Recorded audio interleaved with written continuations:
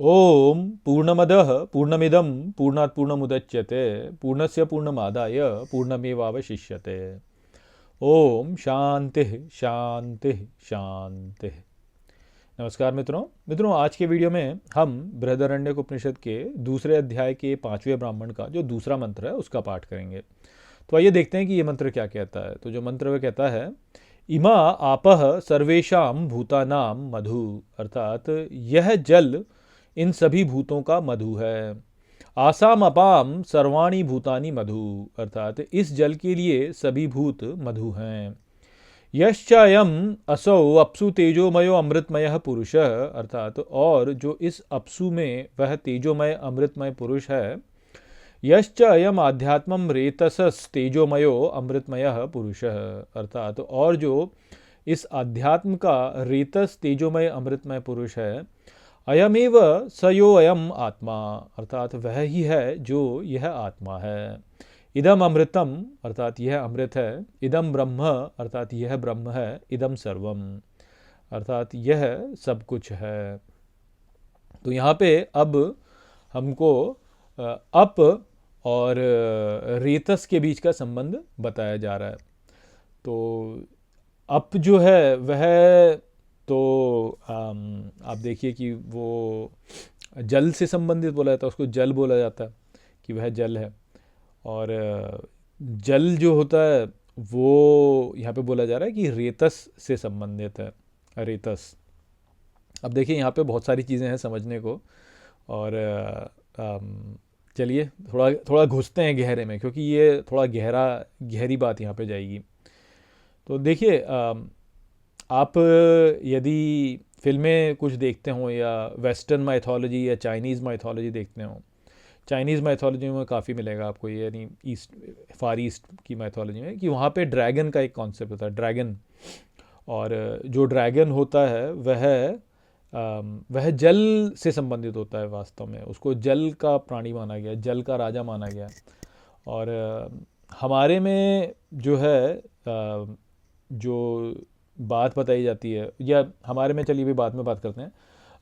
आपको यदि पश्चिमी जो फिलॉसफी है, जो प्राचीन फिलॉसफी, जैसे ग्रीक लोग थे, तो ग्रीक जो मिथोलॉजी है उसमें क्या बोला जाता था, उसमें बोला जाता था कि जो पृथ्वी है वह जल पर है, पृथ्वी जल पर है, वास्तव में ऐसा बोला जाता था। तो अब बात, क्योंकि लोग समझते तो हैं नहीं, बहुत लोग सीधे सीधे लिटरली समझ लेते हैं उसको। तो इस कारण से उन्होंने क्या सोचा कि अच्छा, ये जो हमारी पृथ्वी है इसके नीचे जो है यदि हम जाएंगे तो जल मिलेगा। और यदि आप देखें तो ऐसा होता भी है वास्तव में। यदि आप खोदते हैं, आप यदि कुआं खोदें तो क्या निकल के आता है नीचे, तो जल ही निकल के आता है, जल ही निकल के आता है वास्तव में। परंतु ऑब्वियसली और नीचे जाएंगे तो फिर रॉक ही आएगा, फिर वो ही आएगा। तो वो विचार वहाँ पे था। तो एक तो मैंने आपको क्या बताया, ड्रैगन जो है वो जल से संबंधित है, और दूसरा मैंने आपको बताया कि पृथ्वी जो है वो है जल के ऊपर है। ये दो विचारधाराएं यहाँ पे हम देखते हैं। जो ग्रीक्स थे वो सोचते थे कि पृथ्वी जो है जल के ऊपर है, और जो जो चीनी लोग हैं वो बोलते हैं कि ड्रैगन जो है वह जल का जीव है। अब यदि आप ड्रैगन को देखें तो ड्रैगन जो है वो क्या होता है, कैसे दिखाते हैं उसका। चाइनीज़ ड्रैगन की बात कर रहा हूँ मैं, बाकी जो वेस्टर्न में जो ड्रैगन है वो थोड़ा अलग होता है, वो तो डायनासोर के जैसे लगता है। पर यदि आप चाइनीज़ ड्रैगन देखें तो वो जो है बिल्कुल सांप के जैसा ही होता है, पूंछ उसकी होती है। और यदि आप वीर्य को देखें तो वीर्य कैसे होता है, स्पर्म, पूंछ ही है वास्तव में, वो पूंछ ही है।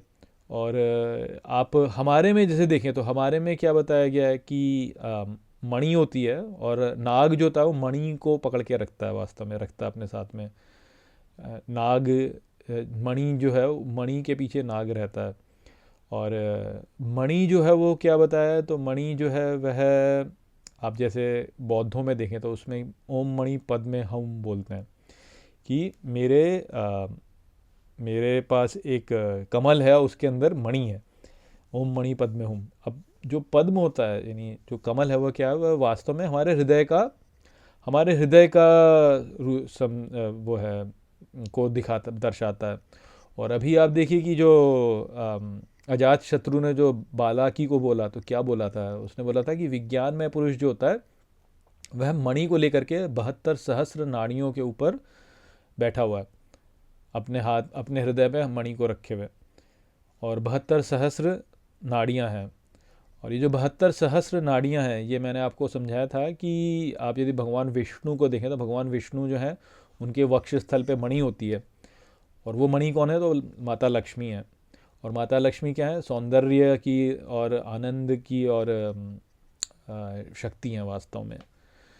तो ये सारे सब जो यहाँ पे कनेक्शन है कि जो मणि जो है वह सांप के पास में है। मणि सांप के पास में क्यों है, क्योंकि वो जो मणि है वो या जैसे पश्चिमी विचारधारा में भी देखें तो पश्चिमी मिथोलॉजी में, स्पेशली जो यूरोपियन मिथोलॉजी है, उसमें क्या दिखाते हैं कि ड्रैगन के पास में मणि होती है वास्तव में, कि मणि जो है वो ड्रैगन के पास में है। तो ये सभी जो प्रतीक हैं, इन सभी प्रतीकों में समानता है। तो समानता वास्तव में क्या है, तो समानता है यहाँ पे हम समझ सकते हैं वो यानी थोड़ा सा समझ सकते हैं, वो पूरी बात तो पता नहीं आपको एक साथ में बता पाऊंगा कि नहीं बता पाऊंगा, मुझे नहीं पता, परंतु आप यहाँ पे समझ सकते हैं इन सब चीज़ों को, इन सब के संबंध को समझ सकते हैं। तो देखिए मैंने क्या बोला, हमारा जो स्पर्म होता है वो है एक उसकी केवल पूंछ होती है, तो वो वास्तव में एक प्रकार का ड्रैगन ही है, वो वास्तव में ड्रैगन ही है। और जो ड्रैगन होता है उसके पास में मणि होती है वास्तव में, उसमें उसके पास में मणि होती है। तो और वो मणि जो है वो हृदय स्थल पे स्थित होती है, हृदय पे स्थित होती है। और हृदय किससे संबंधित है, हृदय हमारी भावनाओं से संबंधित है, हमारी भावनाओं से संबंधित है। और जो नाग होता है उसके पास में भी मणि होती है, तो मणि जो है वो वास्तव में हृदय की जो भावना है उससे ही इसका कनेक्शन दिख गया, हमको समझ में आता है। तो वास्तव में क्या है कि ये जो रेतस शब्द बोला है, रेतस का ये संस्कृत में अर्थ लेंगे तो क्या होता है, वीर्य, वीर्य आता है। ये जो हमारा फ्लूइड है ना, जो रजवीर्य में जो वीर्य है वो जो वीर्य है, जो हमारा जो फ्लूइड है वो, उसको रेतस बोलते हैं। और जल बोला गया यहाँ पे, तो अब पहली बात तो ये जल को तो आप निकाल दीजिए बाहर, वो जल वो वाला जल नहीं है। ये जल जो है ये भावनात्मक जल है। जैसे अष्टावक्र गीता में क्या बोला है, महाम भोदव संसार सागरे, संसार सागरे महाम भोदव, कि संसार सागर की महान लहर। तो जो हमारी भावनाएं हैं वह भी वास्तव में एक प्रकार की लहरें होती है ना। कभी गुस्सा आता तो एकदम ऐसे चढ़ के आता है, ऐसा लगता है कि बहुत बड़ी सी कोई लहर आई हो। कभी आनंद आता तो ऐसा लगता है कि बड़े आनंद की इतनी बड़ी लहर आ गई। तो वो जो भावनात्मक जो हमारा सागर है हमारे मन के भीतर, ये अप जो है वो है, वो कोई जल वल वो वाला जल नहीं है कि आप पानी पी रहे हैं, जो वाटर नहीं है वास्तव में, ठीक है। तो एक तो वो, अब जो ग्रीक लोग थे उन्होंने क्या बोला था कि जो ये पृथ्वी है ये जल के ऊपर है वास्तव में। और हमने पिछले मंत्र में क्या समझा, हमने समझा कि जो भी संसार प्रकट है हमारे लिए, ये प्रकट संसार जो है ये पृथ्वी है वास्तव में। तो सूर्य का शरीर भी पृथ्वी है, चंद्रमा का शरीर भी पृथ्वी है, मार्स, सैटर्न वैटर्न, सब जो भी है, कोई भी कॉमेट, कुछ भी हम देख रहे हैं, सब कुछ प्रकट वास्तव में पृथ्वी है। तो शरीर जो है वह पृथ्वी है उस प्रकार से। तो ये जो प्रकट विश्व है, ये प्रकट विश्व जिसमें से बाहर निकला है उसको बोला था हमने आत्मा। परंतु वो कैसे हुआ है, तो वह भावनात्मक ऊर्जा में हुआ है वास्तव में। भावना के आधार पर ये संसार प्रकट है। वो यहाँ पे हमको बताया जा रहा है यहाँ पे कि जो ये अपसु है, तो ये भावनात्मक जल है वास्तव में, ये वाटर नहीं है, ये भावनात्मक जल है। जो हमारे अंदर भावनाएं जो होती हैं वो, तो जो भावनात्मक जल है वास्तव में ये सभी भूतों का मधु है, और सभी भूतों का मधु, और इसके सभी भूत मधु हैं। तो फिर वही ये जो देवता है, अपसु जो देव है वास्तव में, अपसु जो देव है ये सबका मधु है, ये सबके लिए है, ये सबको सुख देना चाहता है, और सभी भूत जो इसको सुख देते हैं। तो इस प्रकार से ये देव है, देवता है ना, तो देवता जो है वो सबको सुख देना चाहते हैं, और सभी भूत उनको सुख देते हैं। हम जो भी क्रियाएं करते हैं अंततः देवता उनके भोक्ता होते हैं ना। और देवता जो है जब हमको कुछ चाहिए होता है तो देवता हमारी सहायता करते हैं वास्तव में। तो इस प्रकार से वो हमारे लिए मधु है, हम उनके लिए मधु हैं, सभी भूत देवताओं के लिए मधु हैं, सभी देवता भूतों के लिए मधु हैं।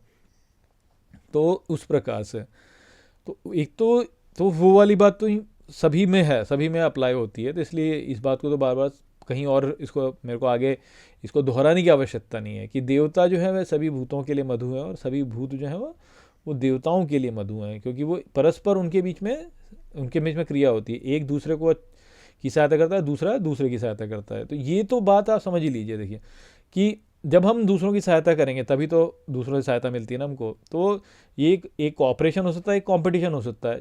देखिए देवासुर संग्राम हुआ था ना, आरंभ में बताया था, दुर्गा माता के बारे में बताया था कि देवासुर संग्राम हुआ था और असुर जो थे वो देवताओं को हरा रहे थे। फिर देवताओं ने जो है दुर्गा माता के पास में गए और बोला कि आप बचाइए। तो वो असुर जो थे वो दुर्गा पे आए और टकराते ही जो है छिन्न भिन्न हो गए। वो कथा थी वहाँ पे।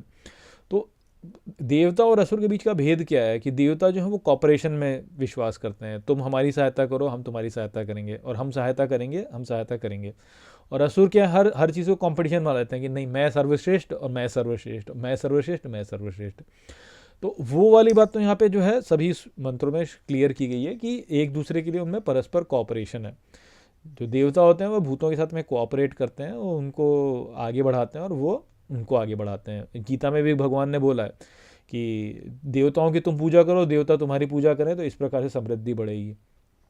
तो वो तो क्लियर है, पर अब देवता कैसे हैं वो भी तो हमको समझना है। तो वही हमको यहाँ पे समझाया जा रहा है। तो जो भावनात्मक शक्ति है, जो हमारे भीतर की भावनात्मक ऊर्जा है, जो हमारे हृदय में से उत्पन्न होती है, वो अप्सु है, और वो जो है, और जो रेतस है वह एक ही है। तो रेतस क्या है? जो हमारा रिप्रोडक्टिव फ्लूइड होता है, जो हमारा रिप्रोडक्टिव फ्लूइड है, तो वहीं से वास्तव में उत्पन्न होता है। तो अब हमने कल में क्या समझा था कि जो हमारा शरीर है ये भोजन भोग के हुआ है। जो ये वाला शरीर है को अन्नमय कोश है, तो केवल अन्न भोग के हुआ है।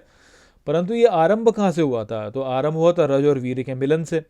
और जो हमारे भाव हैं सारे, वो कैसे आए? वो वहीं से आए।